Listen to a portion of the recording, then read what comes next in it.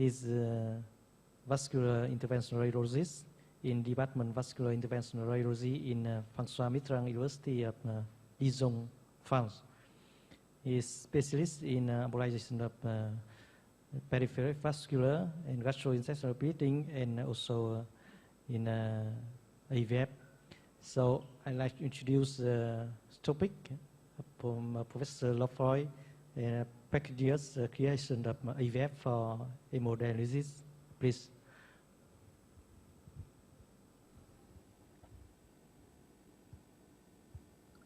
Good morning, everyone. Thank you very much for invitation. It's a great pleasure to be part of this. So in this session, I will have two talks, and the first one is about percutaneous creation of arteriovenous fistula for hemodialysis. So let me show you our experience about that.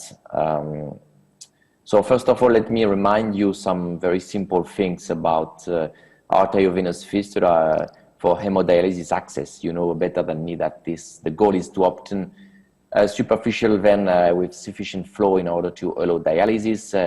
Usually we use surgery for this to connect a vein to a closed artery in the forearm or arm usually, and part of the arterial flow will be diverted into the arterialized vein. Of course, with pressure increase and dilation, the goal is to get sufficient blood flow and to facilitate puncture. And we need the flow of at least 600 milliliters per minute with a vein diameter at least 6 millimeter and maximal depth 6 millimeter. Otherwise, it can be difficult to puncture, and we need ultrasound. So usually, as I said before, this is performed by surgery under local regional anesthesia as an ambulatory procedure, or in a patient who is hospitalized, and we need at least 6 to 8 weeks to get maturation before dialysis, of course, and sometimes we need a second intervention if the vein is too deep, which is called superficialization of the vein in a second step. So some rules and principles with fistulas is that we have as much as possible to use a distal radiocephalic arteriovenous fistula. It should be the first choice because in terms of patency, we know that this is the best option for long-term patency, but this is impossible or at risk of lack of maturation in up to 30% of patients for many reasons. Poor vascular condition, for calcifications because of diabetic patients, polyvascular patients, making potential anastomosis between the artery and the vein quite difficult and at risk. So the second choice would be in that case humerobasilic or humerocephalic brachial arteriovenous fistula, usually in 2 steps, but we know that the long-term patency is lower with some potential complications like Steele syndrome, aneurysm, making this option as a second option.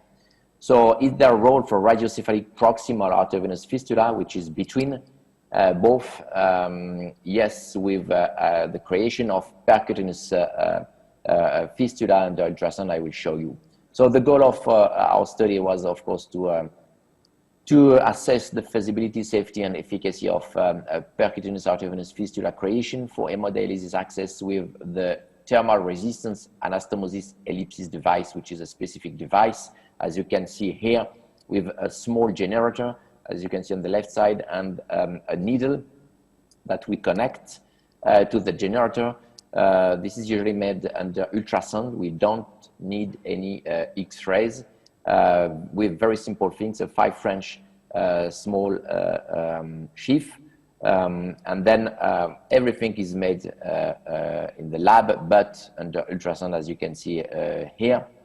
And we need to know by heart the anatomy in the band of the elbow, which is a very specific anatomy, and you know that we have the perforating vein, as you can see here, which is connecting the superficial and the deep venous system.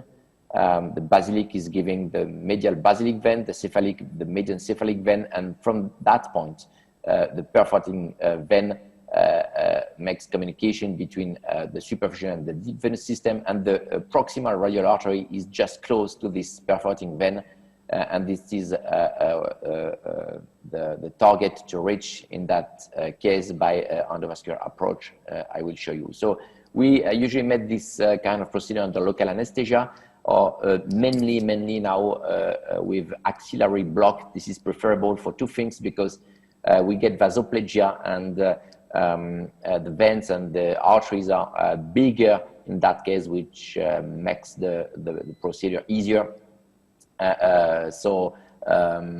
The goal is to puncture the cephalic vein, as you can see on the sagittal view, by ultrasound with a 20 gauge needle at the elbow, a crease under ultrasound guidance, as you can see here, and this is the perforating vein and then the proximal radial artery, and we have to navigate with the metallic needle into the median cephalic vein and perforating vein, and at that level to puncture, as you can see on this picture, the tip of the needle to puncture from that point the proximal radial artery, which is very easy under ultrasound, especially after vasoplegia, and you can see here from the vein to the artery. Then in that case, we have to insert a small guide wire, or 40-inch guide wire, and then on this guide wire we can put 6 French sheath from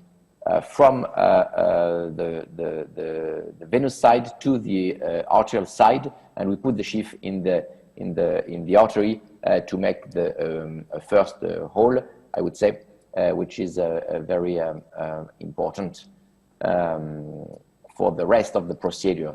And then we insert into the sheath the needle with two components, two thermal components deployed under ultrasound guidance. You can see on this picture the two components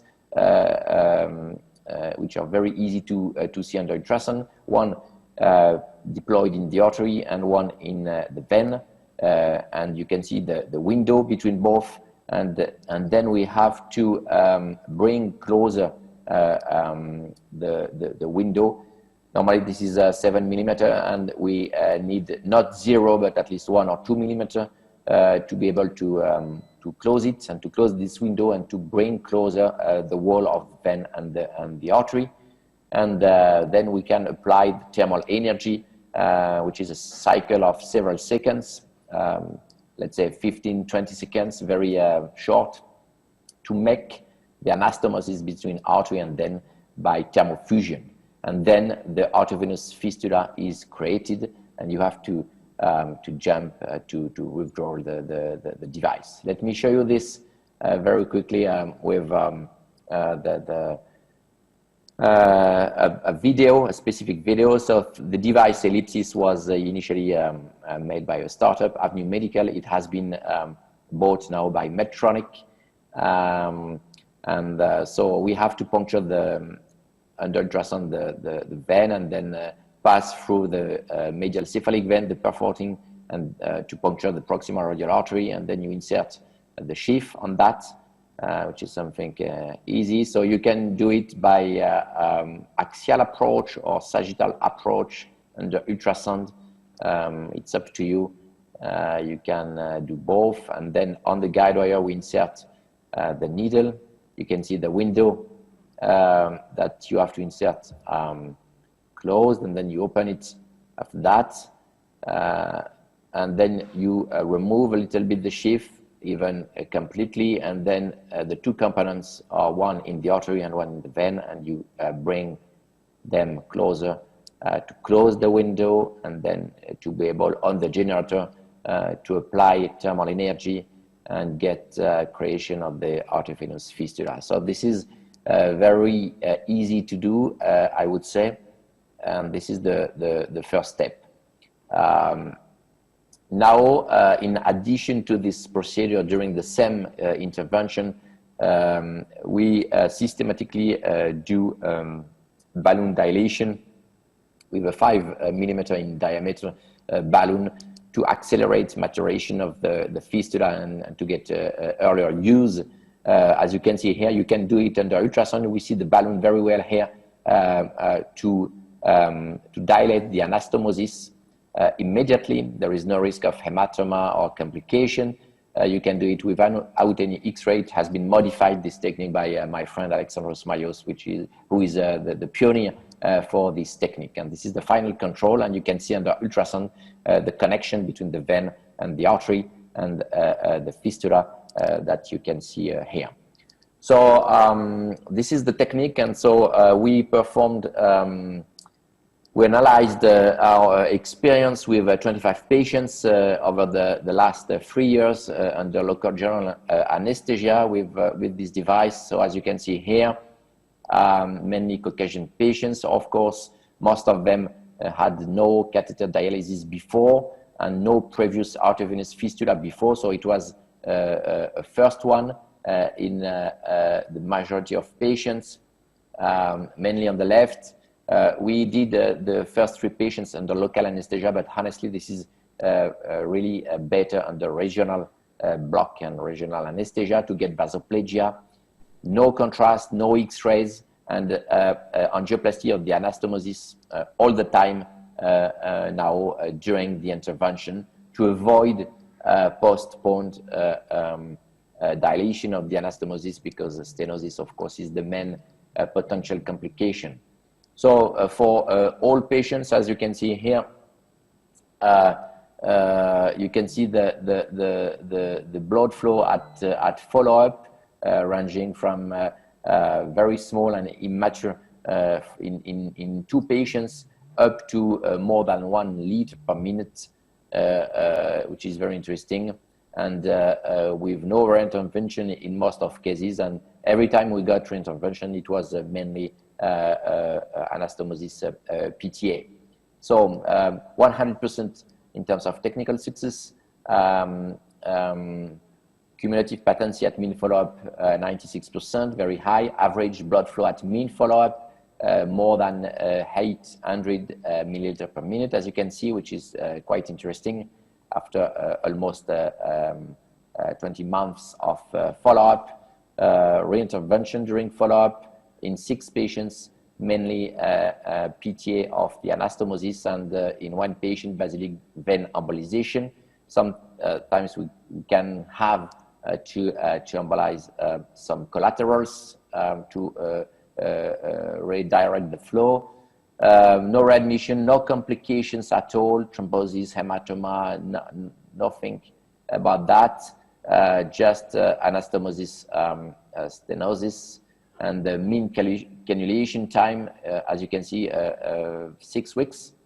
And the type of cannulation, normal or Y, with no mortality, of course. So you can see on this picture the kind of cannulation we can get, a normal one or a Y one on both veins.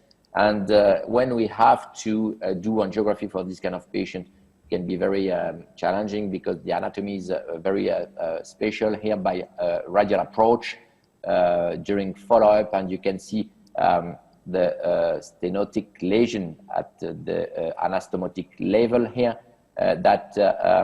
And we decided to, in that case, to put a plug in the in the basilic vein, as you can see, to get a huge and big cephalic one, and then to do angioplasty and stenting of the anastomosis. And this is the final result, and this is one of the first patients we did who is still patent with a good flow in the fistula.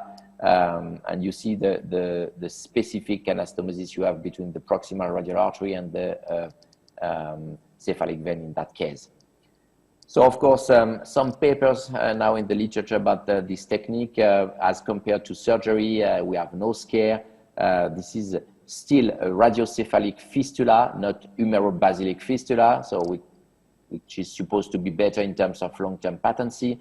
With immediate adequate blood flow after anastomosis dilation. No incision care again. This is a low flow and low pressure fistula. which is very interesting to avoid long-term complications of normal fistula with potentially a lower rate of complications. So if we look at the literature and the first pivotal multicenter trial in the US,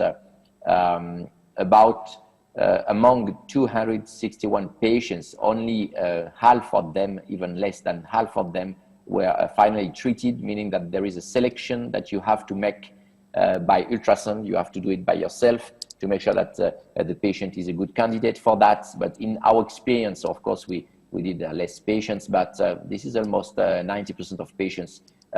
You can try the left or the right, but you have to select the patients to make sure that the anatomy is favorable for this. And you can see the flow in the fistula from the procedure to 1 year up to 1 liter per minute. And the main complications at initially in the first papers was, of course, the need for embolization of some collaterals and angioplasty of the anastomosis. As you can see here, up to 22% of patients. That's why now we do it directly during the first session and the first intervention. And this is the kind of cumulative and functional patency you can get, which are very high, of course. And if we look at the biggest series from Alexandros Mayos, it has been published last year, about 205 patients, 99% of technical success after mean follow-up of 11 months. You can see the primary patency, primary assisted patency, and secondary patency rates, 65, 88, and 97, with no serious adverse events, a mean access flow of 874 milliliter per minute, no Steele syndrome on the long term, very important and very interesting. Only 7% of patients needed a secondary superficialization, and average maturation time only 4 weeks, which is very interesting, with 10% of patients with early cannulation, meaning less than 2 weeks. Which makes this intervention very interesting. So in conclusion, I would say that percutaneous arteriovenous fistula creation with the ellipsis device is feasible, very safe, efficient for giving prompt functional vascular access for hemodialysis. This is minimally invasive. This is a one-step confection. This is a very fast procedure under ultrasound. You don't need any X-rays or contrast. It's less than 20 minutes now to do this. You make a low pressure arteriovenous fistula, which is very interesting to avoid the long-term risk of complications of normal fistula because of high flow. In that case, this is a low flow, which is very interesting. This is less unsightly for the patient, and you can really get earlier maturation and cannulation as compared to a normal surgical fistula, with less complications, as I said before, such as aneurysm or a Steele syndrome, which can be very interesting, and with a high rate of satisfaction for the patient, of course. And you can see the kind of fistula you can get with the device as compared to some very high flow fistula with surgery. Of course, you need the specific education of nurses and nephrologists, because this is the kind of fistula you have to puncture under ultrasound sometimes, and you have to pay attention that this is not too much deep to avoid this, but it can be very interesting in very selected patients as a second choice if distal radiocephalic fistula is not possible surgically. Thank you very much for your attention.